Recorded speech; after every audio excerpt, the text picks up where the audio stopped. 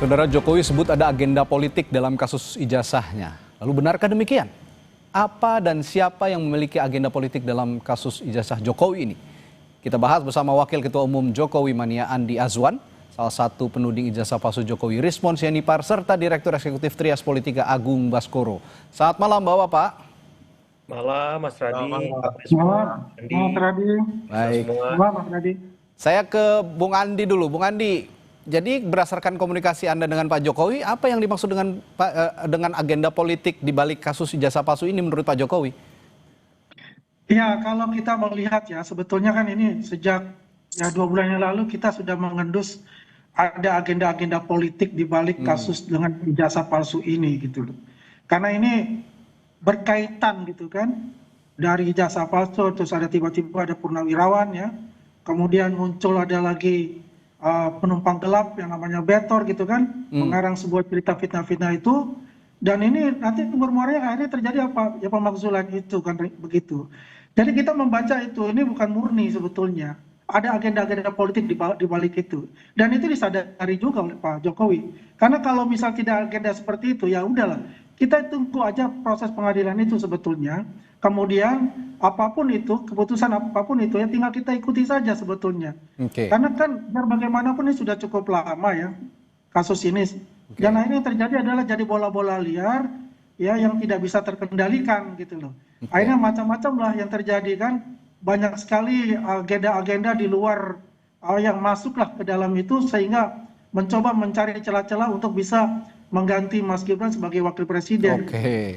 Menurut Anda ada relevansinya ke situ berarti ya Bung Andi ya? Ya, pasti itu ada relevansinya ke situ gitu. Oke. Tapi yang konkretnya sepertinya kalau Pak Jokowi sudah bicara seperti itu berarti beliau juga sudah tahu sebenarnya ada agenda politik besar yang dimaksud itu tadi. Tapi kenapa tidak diungkap saja agenda politik seperti apa yang detail begitu? Karena kalau memang tidak diungkap seperti ini takutnya malah jadi jadi kisruh saja begitu akhirnya. Ya sebetulnya masyarakat juga sudah cukup cerdas lah ya. Apa sih yang terjadi di balik kekisruhan ini ya, kegaduhan-kegaduhan ditimbulkan ini. Cukup cerdas lah untuk itu. Tidak perlu untuk diungkapkan siapa dalangnya A, B, atau C sebetulnya. Itu sudah menggambarkan yang nanti saja bagaimana terjadi di proses pengadilan sebetulnya. Itu yang bisa mengungkapkan misalnya kalau misalnya dalam pengadilan itu sudah diputuskan misalnya kami yang katakanlah quote-unquote bahwa kami itu menang gitu kan, bahwa ijazah kami ada ijazah Pak Jokowi ada asli, apakah ada kegaduhan-kegaduhan selanjutnya? Kalau ada kegaduhan-kegaduhan selanjutnya itu tidak teredam, berarti memang agenda itu terkonfirmasi. Oke, saya ke Bung Rismon. Benar Bung Rismon ada arah atau ada relevansinya dengan upaya pemakzulan wakil presiden kita Gibran Rakabuming? Ya, kami kan hanya mengeksaminasi hak-hak kami, ya, hak dan kewajiban kami sebagai warga negara. Ya, bahwa kami mematuhi, ya hadir di Polda Metro Jaya atas laporan Pak Joko Widodo, ya itu juga bagian dari kewajiban kami sebagai warga negara. Tetapi samping kewajiban kan kami juga punya hak untuk melaporkan Pak Jokowi. Dan apa yang kami laporkan juga merupakan kontradiksi atau kontroversi yang dibuat sendiri oleh Pak Jokowi begitu loh. Ya, pada tahun 2017 berdialog dengan Pak Kasmujo dan di situ publik menyimpulkan bahwa Pak Kasmujo adalah dosen pembimbing skripsi dari Pak Kasmujo. Ternyata setelah saya datang ke perpustakaan Fakultas Kehutanan UGM bahwa nama Pak Kasmujo tidak ada di skripsi yang diduga atas nama Joko Widodo tersebut. Dan dikoreksi kemudian oleh Pak Jokowi bahwa Pak Kasmujo adalah dosen pembimbing akademiknya. Dan ketika saya temui, jawaban Pak Kasmujo membantah keduanya, bukan sebagai dosen pembimbing skripsi maupun dosen pembimbing akademik. Dan itu terkonfirmasi, jawaban tersebut juga diberikan Pak Kasmujo kepada seorang jurnalis Kompas TV, ya bernama Bung Dipo. Jadi ini kan konsisten, oleh karena itu ini harus kita sudahi. Dan kami ingin mengeksaminasi ya hak-hak kami sebagai warga negara. Dan Pak Jokowi juga harus tunduk dong kalau dipanggil ya sama seperti kami datang dong begitu. Dan kami meminta tadi dan berkesempatan untuk bertemu dengan Direktur Reskrimsus Polda DIY bahwa beliau akan secara hati-hati seksama untuk meneliti laporan kami tadi. Begitu Bang. Baik. Jawaban Anda ini tetap dalam pusaran kasus, tapi pertanyaan saya tadi adalah sebenarnya untuk meng-counter apa tuh menanyakan kembali, benarkah ada upaya-upaya lain di balik kasus dugaan ijazah palsunya Pak Jokowi ini? Seperti salah satunya tadi kalau kata Bung Andi soal pemakzulan katanya. Bung Rismon. Saya Bang, Ya, Bung Rismon nggak ada silakan. kaitannya dengan apapun. Ini kan murni kajian ilmiah yang diduga yang dituduhkan kepada kami menjadi berita bohong. Padahal ini kan cuma ilmu dasar dalam image dan video processing. Ini kan ilmu dasar bahwa mahasiswa semester 5, semester 6 pun sanggup menganalisa ini, ya, bahwa dengan font identification itu font Times New Roman di lembar pengesahan Oke. skripsi, dan dari bundle dari yang didapatkan Bu Tifa pun sekarang terkonfirmasi bahwa teknologi pada lembar pengesahan skripsi tahun 1985 itu mesin ketik dan itu diberikan langsung oleh si pemilik, ya, dokumen asli tersebut baik transkrip nilai, ijazah maupun skripsi itu terkonfirmasi dengan analisa kami, begitu Bang. Baik. Jadi tidak ada motif politik apapun. Kami bertiga murni adalah pendapat akademik, ya, analisa akademik, dan siap untuk dibantah. Oke, Itulah baik. indahnya demokrasi dalam akademik. Begitu, Bang. Mas Agung, kalau gitu saya Ya. juga tanya ke Anda, analisis Anda sendiri betul ada relevansinya dengan agenda-agenda politik besar seperti yang tadi dikatakan Pak Jokowi soal kasus ijazah dugaan ijazah palsunya Pak Jokowi ini? Ya, Pak Jokowi ini kan bukan istilahnya aktor politik kemarin sore ya, dan apa yang menjadi kasus yang dihadapi berturut-turut dan bertubi-tubi menyerang beliau dan putra beliau ya, Mas Wapres Gibran semacam itu memang susah untuk tidak terkait satu sama lain karena momennya, waktunya itu Bersamaan gitu ya? gitu, bersamaan. Jadi saya sebagai analis juga kalau misalkan di panggung depan ini kasus hukum, Bang Rismon bilang beliau peneliti, nggak ada masalah saya. Tapi sebagai analis politik saya harus melihat operasi di belakang panggung itu. Ya, bagaimana pola-pola pemakzulan, pola-pola ijazah ini bekerja, terorkestrasi, orang-orangnya siapa, waktunya gimana, bagaimana pola dan momentumnya semacam itu. Dan saya melihat memang arahnya jelas karena Pak Jokowi ini terlalu kuat, Mas Radi. Ya, Anda mengatakan ada. Ya, Ya. silakan lanjut, Mas Ya, Agung. karena terlalu kuat, maka harus didelegitimasi. Oke, baik. Caranya ya tadi, dengan pemakzulan, dengan ijazah, istilah kata 2 titik kasus, Ya. rusak susu sebelanga gitu. Oke. Jadi legacy beliau ingin dihancurkan juga. Jadi orang nggak akan ingat infrastruktur, nggak akan ingat capaian kita bisa melewati pandemi. Sekarang yang orang ingat top of mind-nya adalah ijazah dan pemakzulan. Ijazah dan pemakzulan, baik. Nah ini kan menurut Ya. saya kurang sehat. Kenapa? Karena di balik kekurangan beliau ada kelebihan. Sebagaimana kita lihat Pak SBY, Pak Prabowo, Ibu Mega, dan seluruh presiden yang ada. Nah, maksud saya ini kan harus diobjektifikasi. Nggak ada masalah kasus ini berlanjut dalam proses hukum yang proporsional, yang profesional. Tapi harapannya ini bisa diobjektifikasi bahwa di balik itu semua juga ada jasa-jasa beliau. Nah itu saja yang paling penting Oke. yang ingin saya sampaikan. Anda mencoba objektif begitu ya dengan kondisi saat ini. Nah, tadi saya tertarik dengan ada operasi-operasi sebenarnya di belakang itu berdasarkan analisis Anda sebagai analis politik begitu. Ini saya menarik perhatian saya juga.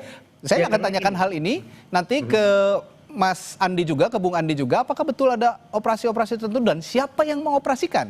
Tetaplah bersama kami di Sapa Indonesia Malam, kami segera kembali.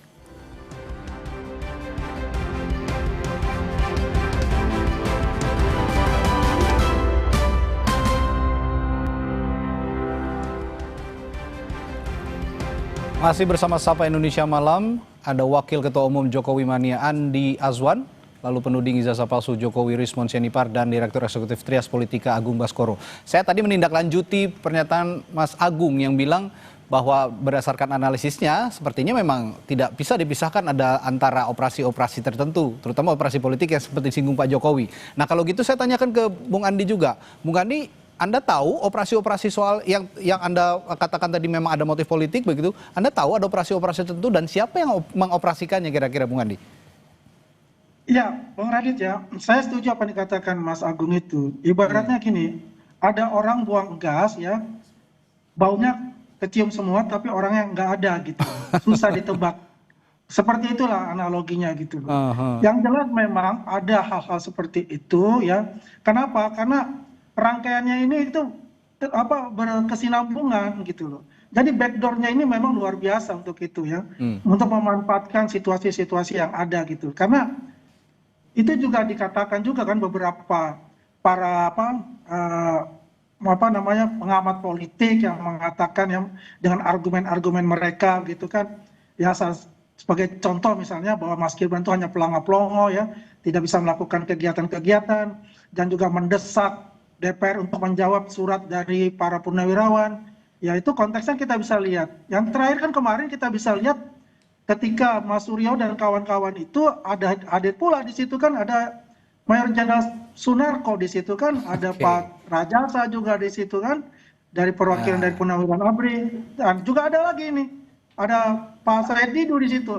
Saya juga bingung apa konteksnya dia bergabung di situ gitu, ya kan? Karena nggak ada korelasinya. Nah ini membuat suatu tanda tanya besar kepada kita semua, dan juga bisa menjadikan suatu apa namanya ya jadi bola-bola liar gitu. Jadi menganalisa yang jadi bola-bola liar akhirnya yang terjadi, dan itu buat kita itu sudah ada suatu gambaran di dalam itu.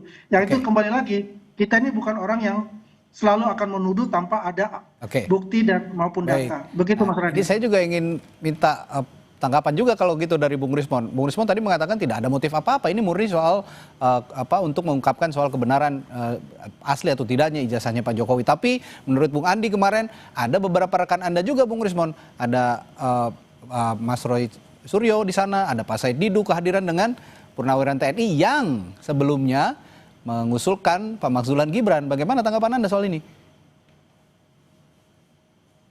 Bung Rismon? Ya, Bang. Ya. Iya, aduh, ini narasinya terlalu liar sekali, apalagi untuk saya ya. Ini narasinya Bung Andi ini terlalu liar tanpa ada pembuktian latar belakang saya, bagaimana. Saya menulis buku ratusan Pak Andi ya di Amazon. Jadi saya murni ini dan saya juga akan mempertimbangkan untuk melaporkan Pak Jokowi atas dugaan skripsi palsu. Karena memang tidak mendapatkan jawaban yang puas atas keterangan metode forensik yang dilakukan oleh Bareskrim terkait penggunaan cuma indera perasa, diraba, terus disimpulkan bahwa itu produk dari letterpress. Kami ingin ya itu diuji ulang, khususnya skripsi itu. Narasi-narasi liar itu yang disebutkan Bung Andi, ya, itu tidak menghentikan langkah saya supaya sejarah Indonesia ini diluruskan dan ke depan tidak ada lagi capres yang memiliki latar belakang khususnya pendidikan yang abu-abu. Ya, ini untuk generasi masa depan. Bung Rismon, artinya kehadiran Mas Roy Suryo kemarin, lalu kehadirannya Pak Said Didu itu tidak ada kaitannya dengan Anda begitu? Anda ingin mengatakan seperti itu ya, Bung Rismon? Kan mencetuskan ini kan murni sejak awal kan saya tidak ada kaitan dengan siapapun. Jadi ya murni saya analisa sesuai dengan kompetensi saya dan itu siap diperdebatkan, dikatakan saya salah dan kita siap seminar, itu nggak ada kaitannya dengan aktivitas-aktivitas politik. Apapun itu tidak ada. Ini murni ya saya datang ke Jogja ya biaya sendiri. Kemana pun saya biaya sendiri Bung Andi. Jadi ya itu terlalu liar lah khususnya untuk saya. Ya. Boleh saya jawab ya? Sebentar, Bung Andi, saya ke Mas Agung dulu. Nanti saya kasih kesempatan ke Bung Andi. Mas Agung, kalau melihat pernyataan Pak Jokowi yang kemarin itu bahwa ada motif politik, ada agenda politik besar begitu ya, Mas Agung. Sebenarnya Pak Jokowi ini menargetkan siapa? Saya yakin juga ini sebenarnya Pak Jokowi pengen mengarahkan kepada aktor-aktor politik misalnya yang dianggap oleh dirinya ini membuat agenda besar yang ingin mendiskreditkan pribadinya Pak Jokowi. Kira-kira siapa yang disasar sebenarnya oleh Pak Jokowi? Iya, saya bacain data indikator politik Indonesia, Mas, ya, surveinya yang dilakukan 17 sampai 20 Mei 2025. Di situ memang cross tabulasi mengungkapkan ketika dibahas soal isu ijazah ini memang yang percaya ya paling besar itu kelompok capres Anies Baswedan dan Caimin ya. Itu nomor 1. Itu jumlahnya lumayan besar 40,2%. Kemudian yang tertinggi kedua Ganjar Pranowo dan Pak Mahfud ya 20,4%. Yang ketiga baru Pak Prabowo, Mas Gibran 15,2%. Jadi dari 3 capres ini yang kemarin maju, ternyata yang terpapar dan percaya dengan isu ya dugaan ijazah palsu Pak Jokowi ini ada di kelompok Anies dan Ganjar semacam itu. Rentangnya cukup jauh dengan rentang dari kelompok pendukung Pak Prabowo. Ada nggak kelompok Pak Prabowo yang percaya? Ada, tapi sangat rendah Oke. dibanding kelompok pendukung Anies dan kelompok pendukung Ganjar. Itu yang saya maksud ketika memang ada residu-residu dua periode kepemimpinan Pak Jokowi yang melukai sebagian kalangan, kemudian ada ekses dari Pilpres 2024 dan itu terafirmasi oleh temuan indikator politik lewat telesurveinya. Jadi datanya itu secara kuantitatif. Oke. Ya, supaya Dijawab dengan data oleh Mas Agung nih ya. ya, karena Oke. jangan sampai ini jadi debat kusir yang Debat nggak ada kusir, ujung. oke. Jadi Ya, sepakat. basis saya bicara ketika ada ekses dan residu itu basisnya adalah telesurvei indikator secara nasional dengan margin of error 2,8%. Jadi Oke. kolega saya Mas Burhan melakukan itu. Nah, secara kualitatif ya kalau ditanya ini tidak berkelindan, kemudian berdiri masing-masing secara tunggal, saya susah untuk tidak mengatakan ini tidak sesederhana itu. Karena apa? Karena di balik politik kita yang dinamis ini kan ada aktor-aktor, ada kingmaker, ada dewa-dewanya Mas Radi. Iya. Yang harus dalam tanda petik diseimbangkan oleh Presiden Prabowo. Ada dewa di Cikeas, ada dewa di Teguh Umar, ada dewa di Hambalang, ada dewa di Ciganjur, Cendana, dan seterusnya. Nah, saya kira dewa-dewa inilah yang saya kira sedang bermain dalam tanda petik untuk melihat situasi yang ada sekarang. Nah, dewa di Solo ini harus berupaya menyeimbangkan itu. Ya, saya kira ini permainannya yang sedang dilakukan oleh ya Bang Rismon, Bang Roy Suryo, dan Mbak Tifa. Ini ya bermain saja, tapi ekses dari permainan ini itu sedang dipantau oleh dewa-dewa di tempat-tempat tadi. Oke. Jadi Bang Rismon memang peneliti murni, Bang Rismon profesional di situ, tapi ekses dari yang dilakukan Bang Rismon itu dinikmati oleh para dewa-dewa tadi di luar seperti itu. Baik, Bung Andi singkat, Anda ada tanggapan soal jawaban dari Bung Rismon tadi? Silahkan. Ya, menurut saya begini, Bung Rismon ini baper banget gitu loh. Saya katakan itu yang duduk pada saat itu, mungkin Bung Rismon kan nggak ada di sana. Saya sepakat lah apa yang dikatakan Mas Agung itu, bahwasannya yang Bung Rismon ya sebagai ilmuwan aja gitu, tidak ada campur masalah politik. Tapi yang kemarin duduk bareng itu dan press conference itu memang itu adalah orang politik. Saya katakan quote unquote di situ. Karena yang dibahas itu macam-macam kan, berlebar semuanya gitu. Ya sampai juga masalah juga pemakzulan juga seperti itu. Ya kan? Jadi intinya sebetulnya adalah saya sepakat dengan Mas Agung itu bahwasannya itu apa yang ini terkonfirmasi lah. Saya kan sudah mengatakan ya itu 3 bulan yang lalu bahwa ada 4 kelompok kekuatan di sini yang ingin mendiskreditkan Pak Jokowi dan keluarganya. Ya satu saya bilang HTI dan FPI. Ya kedua yaitu para menteri yang dipecat pada zaman Jokowi. Ketiga oligarki hitam. Nah yang keempat ini yang tadi digambarkan oleh Mas Agung, yaitu anak abah dan anak banteng itu kan, yang istilahnya yang mereka tidak move on. Nah inilah terkonfirmasi semua. Jadi melihat celah-celah itu akhirnya apa, ingin ya membuat kegaduhan untuk negeri ini sehingga terjadi sesuatu yang mungkin saja mengadu domba antara kita semua gitu. Yang penting begini Mas Radit, bahwasannya apa yang dilakukan oleh Pak Prabowo dan juga Mas Gibran ini adalah satu paket untuk membangun negeri ini dipilih oleh rakyat Indonesia 58%. Ya, itulah intinya. Bung Rismon, saya beri kesempatan Anda terakhir untuk benar-benar meyakinkan publik bahwa Anda ini terpisah antara kasus hukum dan kasus politik. Apa yang bisa Anda yakinkan pada publik? Singkat saja, Bung Rismon. Ya, Bang.